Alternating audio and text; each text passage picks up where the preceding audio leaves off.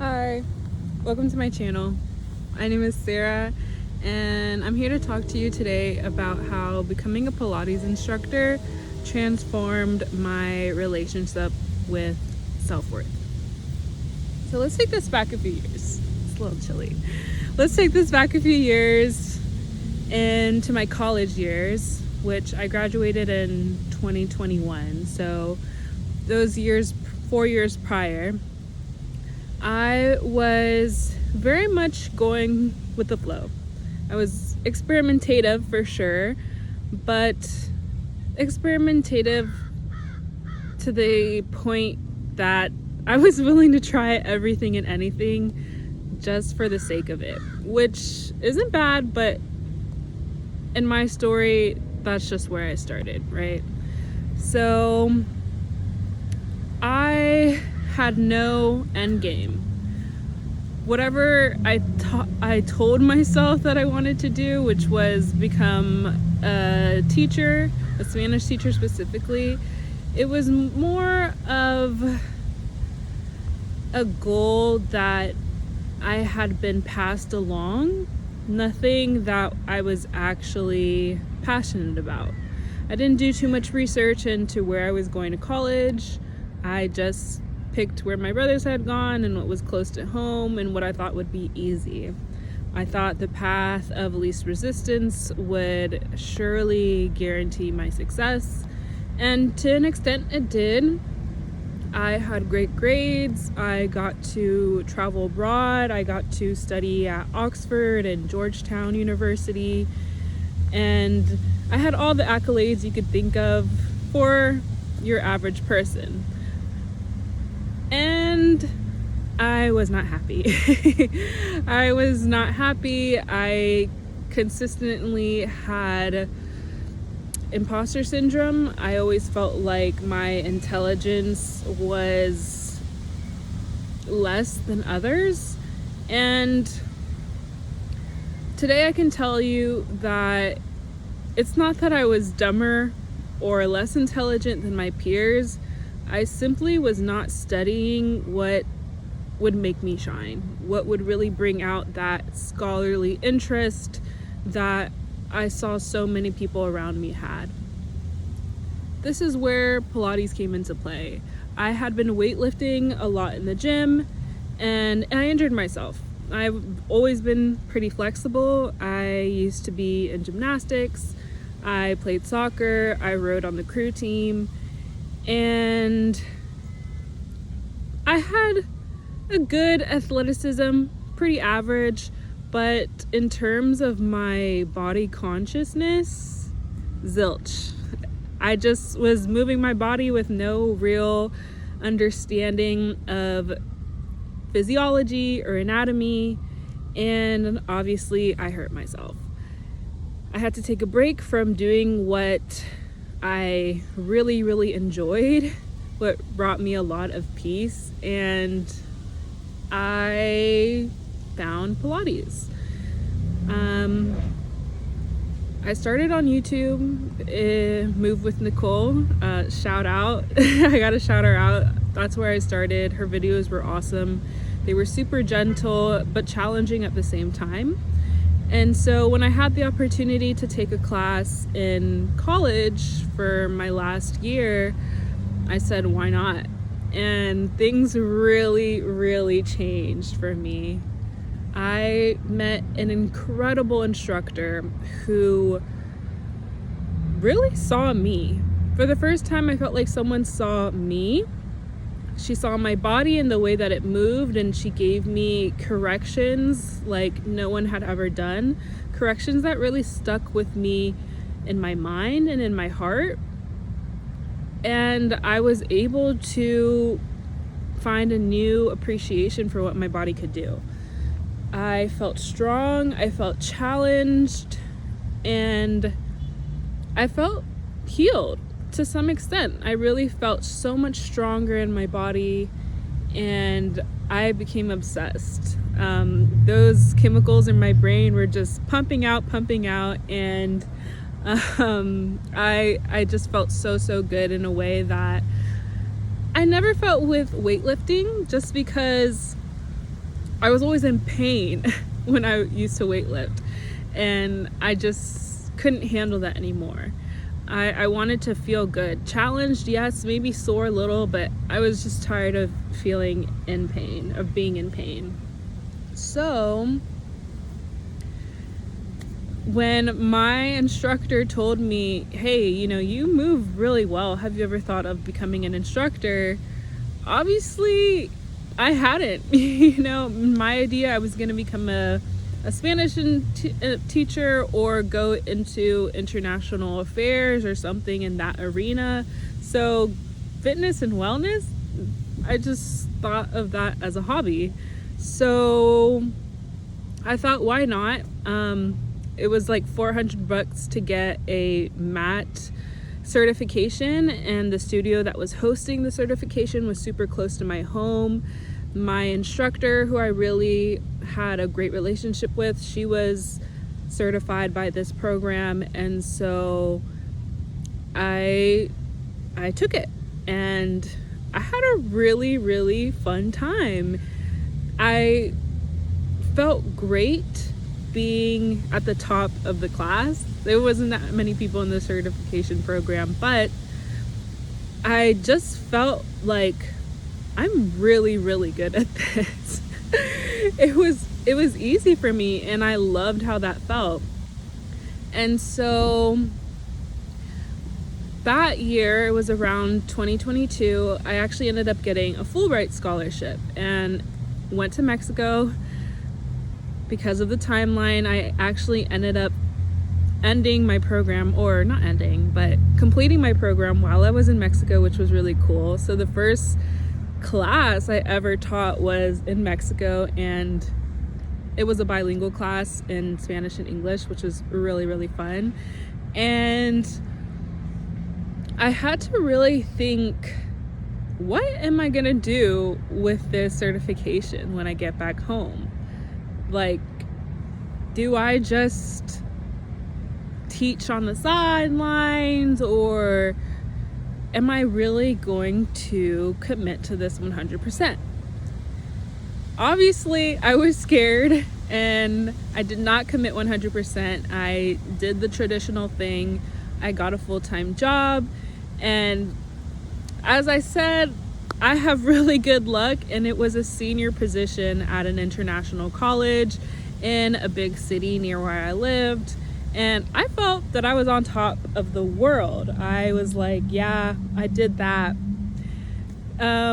All to find out that I hated it. I hated this kind of work. I did not like being on timelines. I did not like feeling constrained in my ability to make relationships with people. And if you work in corporate or in the professional world, especially in the international arena, professionalism and diplomacy are super important in the way that you talk to people. And I just felt constrained. I felt very constrained. I felt like my personality was just in a box and being pushed down every single time that I went into the office. And I stayed at that location for a year, and I'm so grateful for sticking it out. I'm so proud of myself for sticking it out and learning what I learned. I learned a lot of discipline. I learned how to manage my time. I learned how to rely on others and to have responsibility for things that are outside of myself. And for that, I am internally grateful. Those skills actually transferred very well into my personal life. So I don't regret my time there, but I do know that I was unhappy. So when my contract ended, I scrambled to find another job similar to what I was doing, but something that always stuck in the background was this Pilates certification. I was certified and I was subbing every once in a while, but a month went by, 2 months went by, 5 months went by. a year went by and I was still unemployed. Yeah. And the only thing that I had left was my Pilates teaching. And I had to finally double down and say, girl, you need some money and you're really good at this. Like, you're really, really good at this. So I became a Pilates instructor, like full time. And it was super, super hard because I had kind of expected myself to be teaching at the place where I got my certification at. But as I learned throughout that certification process for my second one, my personality just belonged somewhere else. And I had to really accept that and not feel so rejected, I guess I could say. And I moved somewhere else. I found another home studio, which I'm so glad that I'm at right now. I found the mentorship that I needed. I found the personalities that really matched with my own. And today I'm so, so proud of where I'm at now. I went from being insecure, indecisive, a people pleaser, the list goes on really, to finding my own creativity, which was something I always struggled with because I wasn't an artist in the way that we see mostly portrayed, like, you know, designing clothes or making artwork, like painting, or, you know, in the music arena. So I kind of felt like, well, if I'm not doing any of that, am I not creative? And so this whole process of going into teaching and being creative about what to teach people, especially people who have special needs like hip replacements or who are pregnant, I realized, wait, this is a creative process. I am being creative every time I come into the studio and I make modifications for people, or I speak to people in a way that they need to hear to feel confident about themselves.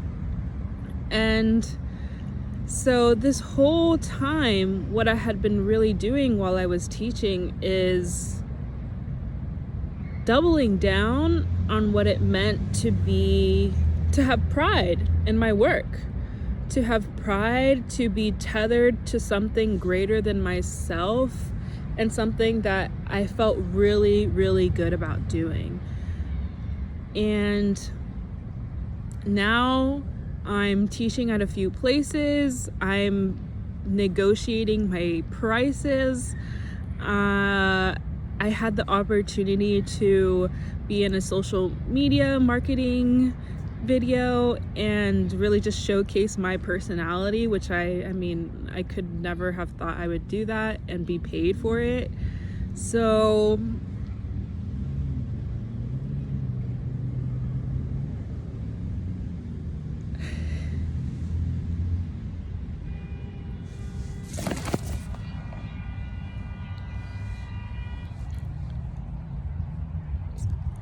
sorry, I had to change. The sun is leaving, so it was getting really dark. But